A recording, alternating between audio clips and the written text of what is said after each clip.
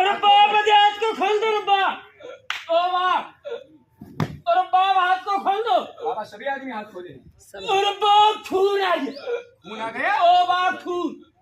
अब बात अरे है बाप, यार। अरे भगवान, अरे बाप खोल लो। अरे बाप, ओ बाप, बहनी बैठ जाना। हाँ बहनी, बाप बैठा लो। ताली मार दो, ताली मारो यार।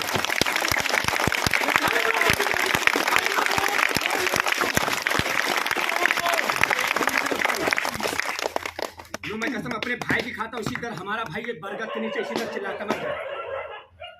हे गुरु, बोलो हमारा नौजवान भाई प्यारा कि तुम्हारे गांव का गल्ला पैसा प्यारा। मैंने कसम बोलो खून को दिखला दे कि वापस कर दो। बराबर से बोलो सभी आदमी, बोलो परमान जी कह दो वापस कर दो। बराबर से बोलो कह दो वापस करो। या मेरे बाबा खून नहीं लाना, लेकिन मेरे बाबा कहे धारे की लम्भड़ काट डाले मेरे जिन्नात।